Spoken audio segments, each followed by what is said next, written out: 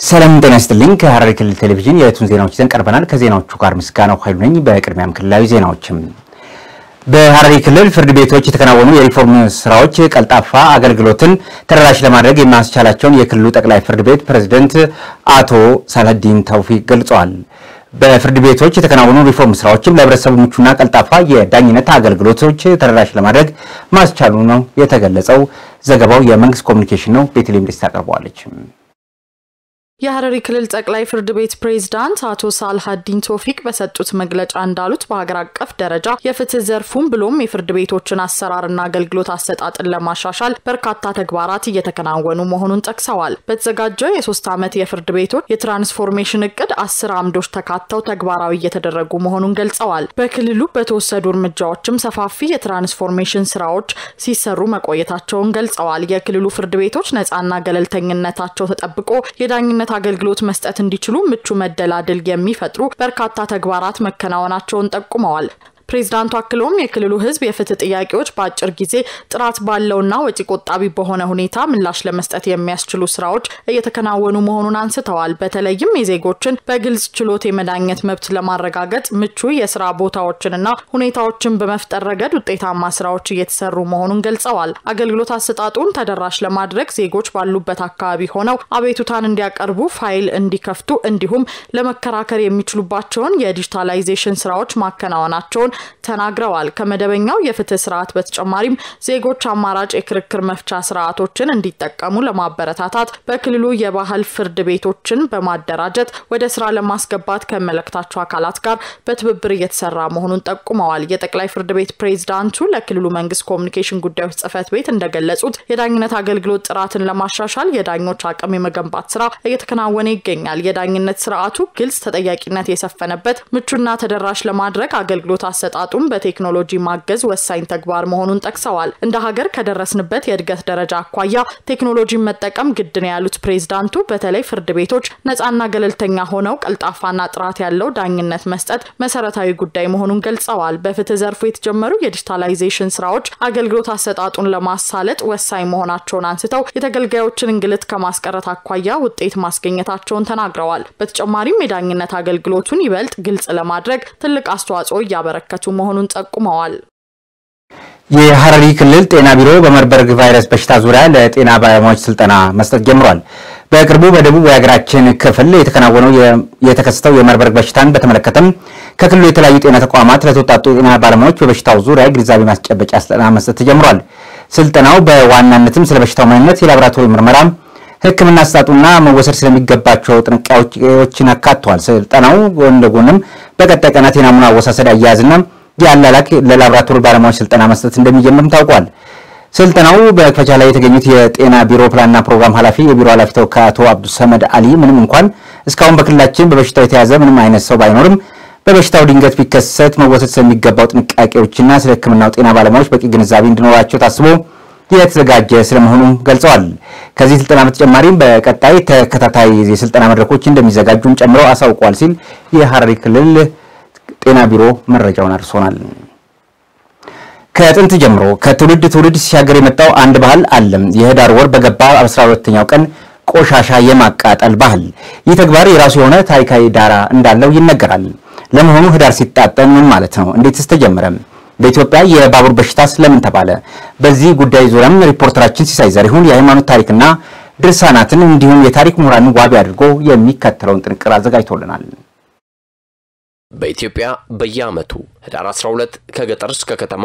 ቆሻሻ የማቃጠል ባህል ለዘመናት በህብረተሰቡም ብሎም በመንግስት ደረጃ የሚካሄድ ክዋኔ ሲሆን ህዳር ሲጣጣን የሚልም ስያሜ ያለው ከጥንት ጀምሮ ከትውልድ ትውልድ ሲሻገር የመጣው ይህ ባህል ህዳር በገባ በ12ኛው ቀን ቆሻሻን የማቃጠል ባህል ይህም የራሱ የሆነ ታሪካዊ ዳራ እንዳለው ደግሞ ጸሐፍት ያስረዳሉ ለመሆኑ ይህ ተግባር እንዴት ተጀመረ ለምንስ ይከወናል የሚለውን ታሪክ ስናነሳ እንደ አውሮፓውያኑ የዘመን ቀመር 1918 ከአንደኛው የዓለም ጦርነት ማግስት በዓለም አቀፍ ደረጃ በተለይም በአውሮፓ ለሚሊዮኖች ሕይወት መቀጠፍ ምክንያት የሆነው ስፓኒሽ ፍሉ የተባለ ኢንፍሉዌንዛ ወረርሽኝ ተከስቶ ነበር።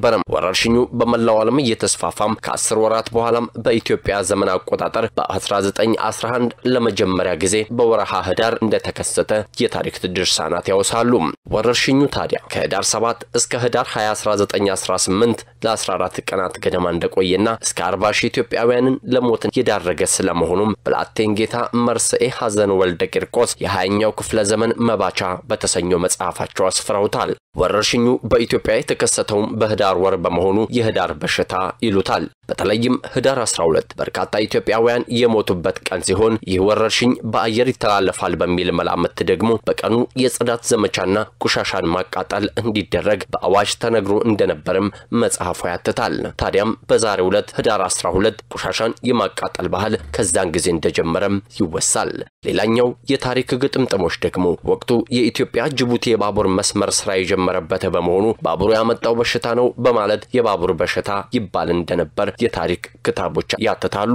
ወረርሽኙ ከሰው ወደ ሰው በፍጥነት እየተዛመተ ከሊቅ እስከ ደቂቅ ከሹም እስከ ሎሌ ከህፃን እስከ አዋቂ በበሽታው ተጠቅተው እንደነበር በታሪክ ማስረጃዎች ሰፍሯል። ታዲያ በወቅቱ የነበሩ የጀርመን ሐኪሞች የወረርሽኙ መንስኤ ቆሻሻ እንደሆነና ወረርሽኙ በአየር ይተላለፋል የሚል መላምት ላይ ደረሱ ቢሆንም ትክክለኛ መፍትሄ ግን ማምጣት እንዳልቻሉም ይነገራል። ይህንንም ተከትሎ ሐኪሞቹ መፍትሄ ያሉትን ያስቀመጡ ሲሆን ህዝቡ ቆሻሻ ከቤታቸው አውጥተው እንዲያቃጥሉ በአዋጅ መነገሩና በሽታውም እንደጠፋ በጉዳዩ ዙሪያ ከተጻፉ መጽሐፍቶች ያገኘነው መረጃም ያስረዳል። ከጊዜ በኋላም አየሩ ስለታጠነ ነው በሽታው የጠፋው በማለት በየዓመቱ ህዳር 12 በተለይም በኢትዮጵያውያን ዘንድ ቆሻሻን በማቃጠል ህዳር ሲታጠን የሚል ስያሜ ተሰጥቶት እስከ ዛሬ ዘልቋል። በተለይም በዚህም መሰረት በየዓመቱ ክስተቱን በማሰብ ታሪካዊ ዳራውን ለማስታወስ በሚል በዚህ ቀን በመንግስትም በኩል ከአካባቢያችን ንጽህና መጠበቅ ጋር በማስተሳሰር ህብረተሰቡን በያለበት አካባቢ ቆሻሻን በማቃጠል እንደሚያከብረው በተጨባጭ ይስተዋላል። መረጃውን ስናጠናክር የሃይማኖትና የታሪክ ድርሳናትን እንዲሁም የታሪክ ምሁራንን ዋቢ አድርገናል። ከሐረሪ ክልል ቴሌቪዥን ወደ እናንተ እየደረሱ ያሉት ዜናዎቻችን እንደቀጠሉ ናቸው። በሐረሪ ክልል ዓለም አቀፍ የጸረ ሙስና ቀንን በመንግስት በግል ተቋማትና በልማት ድርጅቶች በተለያዩ ኩነቶች ለማክበር ዝግጅት መጠናቀቁን የክልሉ ስነ ምግባርና ጸረ ሙስና ኮሚሽን አስታውቋል።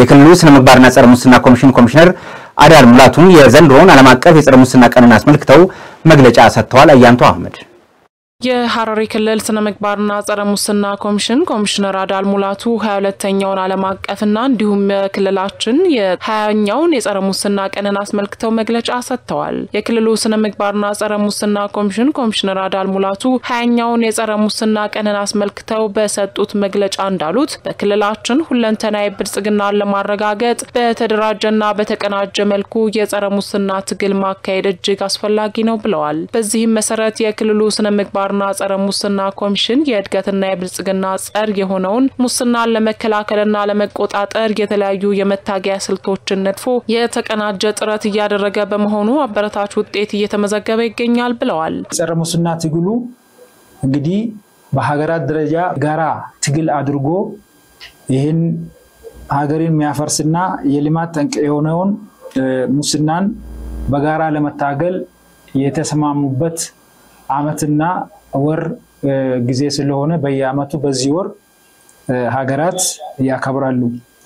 እኛም እንደ ክልላችን እንደ ሀገራችን ይህንን የተቀደሰ ስራ ከግብ ለማድረስ በክልላችን ደረጃም በመንግስት ተቋማትና በልማት ድርጅቶች በተለያዩ ኩነቶችና ስራዎች ለማክበር ዝግጅታችንን አጠናቀናል። 20ኛው የጸረ ሙስና ቀን በክልሉ በተለያዩ የግልና የመንግስት ተቋማት የግንዛቤ ማስጨበጫ ስራዎች እንደሚከናወኑ የገለጹት ኮሚሽነር አዳል በመንግስትና በግል ተቋማት በወጣትና ሴት አደረጃጀቶች በትምህርት ቤቶች በአጠቃላይ ከ20 ሺህ በላይ ለሚሆኑ ዜጎች በስነ ምግባርና ጸረ ሙስና ዙሪያ ግንዛቤ እንደሚሰጥ ጠቁመዋል። መጀመሪያ ደረጃ ከምንሰራቸው ዋናውና ስራዎች አንፃር አንደኛ ግንዛቤ ማስጨበጥን በተመለከተ በፊት ለፊት የግንዛቤ ማስጨበጫ ስራዎች በወረዳና በተቋማት ደረጃ ለ11700 አመራርና ሰራተኞች ግንዛቤ እንሰጣለን። በየደረጃው ለሚገኙ የትምህርት ተቋማትና ሌሎች የትምህርት ማህበረሰቦችንም ጨምሮ ከ6000 በላይ ተማሪዎችን ግንዛቤ እንሰጣለን። በተለያዩ የህብረተሰብ ክፍሎች ለተወጣጡ አካላት በተለይ ወጣቶችና ሴቶች ለጸረ ሙስና ትግሉ ጉልህ ሚና ካላቸው አንፃር ለ2748 ለሚሆኑ በአጠቃላይ በዚህ ንቅናቄ 20160 ዜጎችን ግንዛቤ ፊት ለፊት በተለያዩ ሚዲያዎች የማስጨበጥ ስራ ይሰራል። የጸረ ሙስና ቀኑን አስመልክቶ በክልሉ በየደረጃ ለሚገኙ ከ6344 በላይ የመንግስት አመራሮችና ሰራተኞች ሀብታቸውን የማስመዝገብና የማደስ ስራዎች እንደሚከናወኑም ጨምረው ገልጸዋል። በሁለተኛ ደረጃ ሀብት ምዝገባና እድሳትን በተመለከተ ለጸረ ሙስና ትግሉ አንዱ ቁልፍ መሳሪያ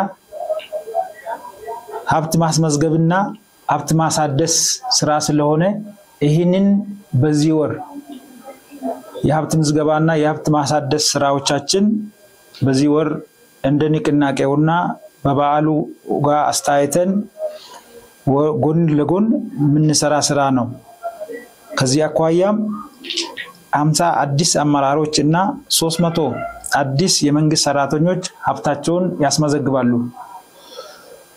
200 የሚሆኑ በየደረጃው የሚገኙ አመራሮች እና 5794 ሰራተኞች ከዚህም በፊት ያስመዘገቡትን ሀብታቸውን የሚያድሱበትና ምዝገባ የሚያካሂዱበት ሁኔታም ተፈጥሯል።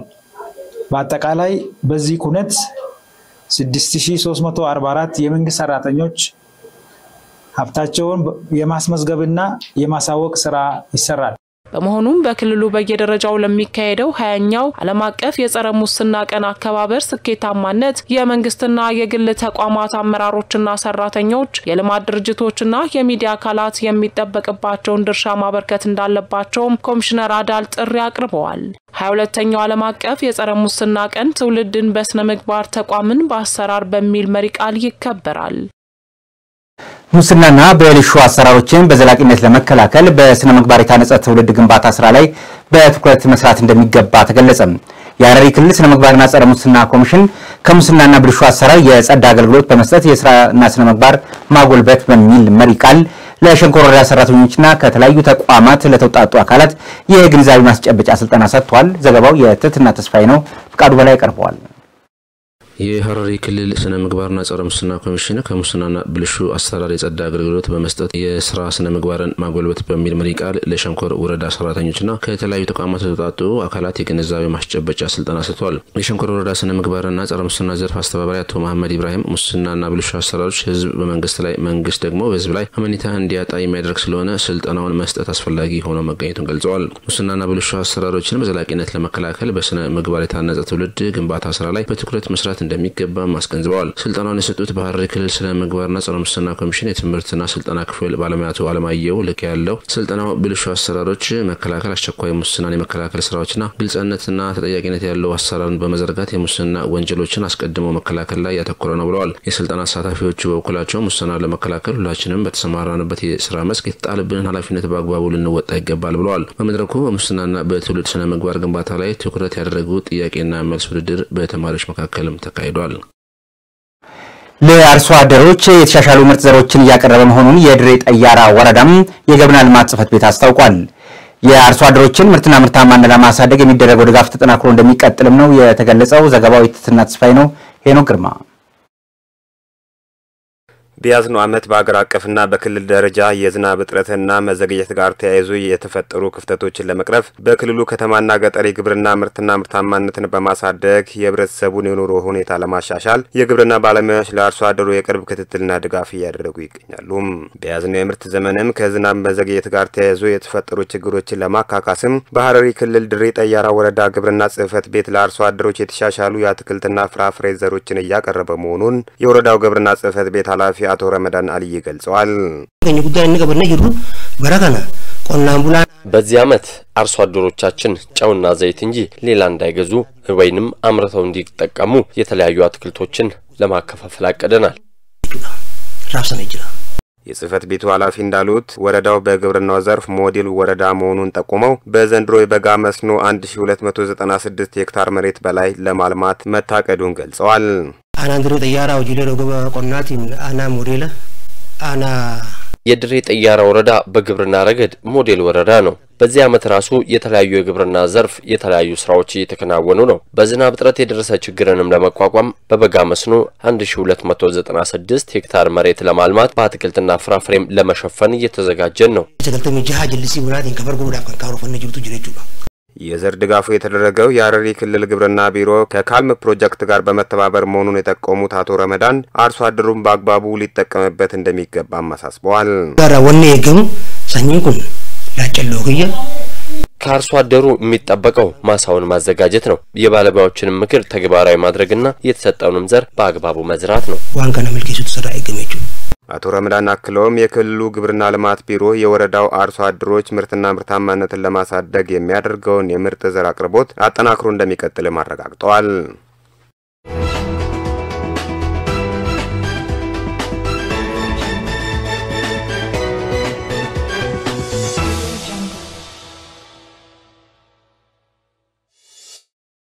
ወደ አገር አቀፍ ዘገባዎች ሻግረናል።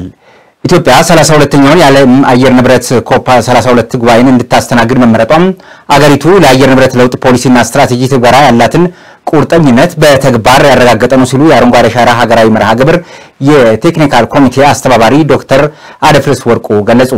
በሌላ ዜና ደግሞ በ2018 በጀት ዓመት ባለፉት 3 ወራት ከቡና ውጪ ንግድ 762.75 ሚሊዮን ዶላር ገቢ ማግኘቱ ነው የተገለጸው። እነኚህና ሌሎችም ሀገር አቀፍ ዘገባዎችን ምስክር ለማታቀርባችኋለች። የዓለም አየር ንብረት ኮፕ 32 ጉባኤን እንድታስተናግድ መመረጧ ሀገሪቷ ለአየር ንብረት ለውጥ ፖሊሲና ስትራቴጂ ትግበራ ያላትን ቁርጠኝነት በተግባር ያረጋገጠ ነው ሲሉ የአረንጓዴ አሻራ አስተባባሪ ዶክተር አደፍርስ ወርቁ ገለጹ። የኢትዮጵያ አረንጓዴ አሻራ መርሃ ግብር ስኬቶችም ለአየር ንብረት ለውጥ ተጽዕኖ የማይበገር የአረንጓዴ ኢኮኖሚ ለመገንባት ጉልህ ድርሻ እየተወጣ እንደሚገኝ ገልጸዋል። ዶክተር አደፍርስ ወርቁ ለኢዜአ እንዳሉትም በአረንጓዴ አሻራ መርሃ ግብር እስካሁን ከ48 ቢሊዮን በላይ ችግኞች በመትከል ዓለም አቀፍ እውቅና ያስገኘ አስደማሚ የልማት ስኬት ተመዝግቧል። በጉባኤው ላይ የበርካታ ሀገራት መሪዎች፣ የዓለም አቀፍ ተቋማት የሥራ ኃላፊዎች ምክክር በማድረግ ውሳኔ ያስተላለፉበት መድረክ በመሆኑ ልምድና ተሞክሮ ለማጋራት ትልቅ ትርጉም እንደሚሰጠው ተናግረዋል። የኢትዮጵያ ለአረንጓዴ አሻራ መርሃ ግብር ችግኝ ተከላና የአየር ንብረት ፖሊሲና ስትራቴጂ ትግበራ ያላት ቁርጠኝነት ጉባኤውን ለማስተናገድ ያቀረበችው ጥያቄ አፋጣኝ ምላሽ እንዲያገኝ ማድረጉን አንስተዋል።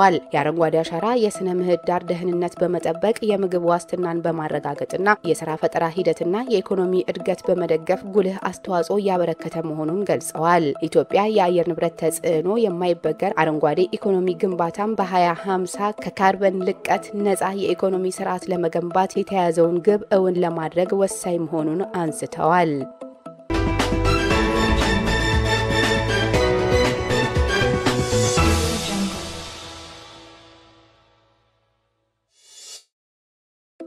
በ2018 በጀት ዓመት በባለፉት 3 ወራት ከቡና ወጪ ንግድ 762.75 ሚሊዮን ዶላር ገቢ መገኘቱ ተገለጸ። የባለስልጣኑ ከፍተኛ የህዝብ ግንኙነት ባለሙያ ተስፋ አለማየሁ ለጋዜጣ ፕላስ እንደገለጹት በተያዘው የ2018 በጀት ዓመት የመጀመሪያ 3 ወራት ውስጥ 113542 ቶን ቡና ወደ ተለያዩ የውጭ ሀገራት ተልኳል። ከተላከው ቡናም 762.75 ሚሊዮን ዶላር ገቢ ማግኘት መቻሉን ገልጸው የተገኘው ገቢ ከባለፈው በጀት ዓመት ተመሳሳይ ወቅት ጋር ሲነጻጸር የ243.73 ሚሊዮን ዶላር ብልጫ እንዳለው አስታውቋል። ኢትዮጵያ የቡና ምርቷን ወደ ጀርመን፣ ሳውዲ አረቢያ፣ ቤልጂየም እና ሌሎች ሀገራት እየላከች የውጭ ንግዷን እያሳደገች ነው ብለዋል።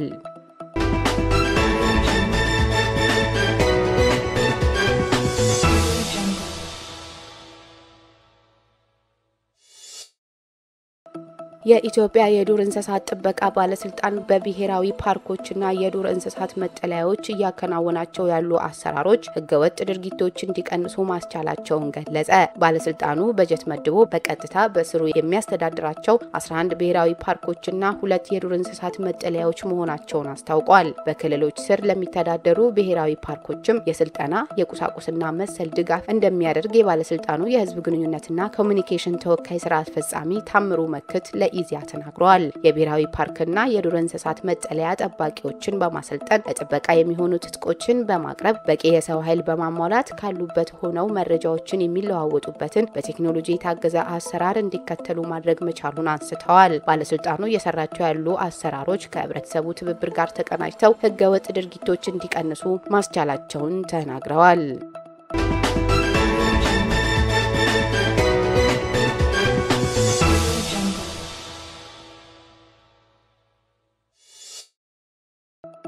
በኦሮሚያ ክልል በሌማት ትሩፋት መርሃ ግብር የእንቁላል ምርታማነት ለማሳደግ በትኩረት እየተሰራ ነው አለ የክልሉ ግብርና ቢሮ። በቢሮ ምክትል ኃላፊና የእንስሳት ዘርፍ ኃላፊ አቶ ቶሌራ ደበላ ለፋና ዲጂታል እንዳሉት በክልሉ በእንስሳት ዘርፍ ልማት እየተተገበረ የሚገኘው የሌማት ትሩፋት መርሃ ግብር አመርቂ ውጤት እያስመዘገበ ነው። በፕሮግራሙ የወተት፣ ማር፣ እንቁላልና የአሳ ምርታማነትን ለማሳደግ በልዩ ትኩረት እየተሰራ እንደሚገኝ ተናግረዋል። በሩብ ዓመቱ የዶሮ ስጋና የእንቁላል ምርትን ለማሳደግ ከሚመለከታቸው አካላት ጋር በቅንጅት መሰራቱን አመላክተዋል። በዚህም መሰረት ከፍተኛ ጥራት ያላቸው የዶሮ ዝርያዎችን በማሰራጨት የዘርፉን ምርታማነት ለማሳደግ በተከናወነው ስራ ተጨባጭ ውጤት ተገኝቷል ነው ያሉት። ከገበያ ትስስር ከመኖ አቅርቦት ጋር ተያይዞ የሚስተዋሉ ችግሮችን ለመቅረፍ በተዋረድ በቁርጠኝነት እንደሚሰራ አመላክተዋል። የሌማት ትሩፋት የእንስሳት አስተዋጽኦ ምርትን በማሳደግ በምግብ ራስን ለመቻል ለሚደረገው ጥረት አጋዥ እንዲሆን ባለድርሻ አካላት በትብብር እንደሚሰሩም ጥሪ አቅርበዋል።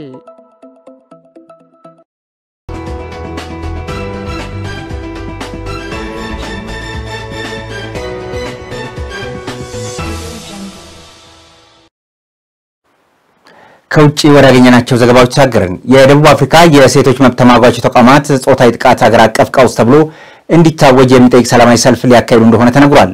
አገር አቀፍ ሰላማዊ ሰልፉ እንዲካሄድ በይፋ ጥያቄ ያቀረቡት ተቋማት ንቅናቄውን የጀመሩት በማህበራዊ ሚዲያ ነበር።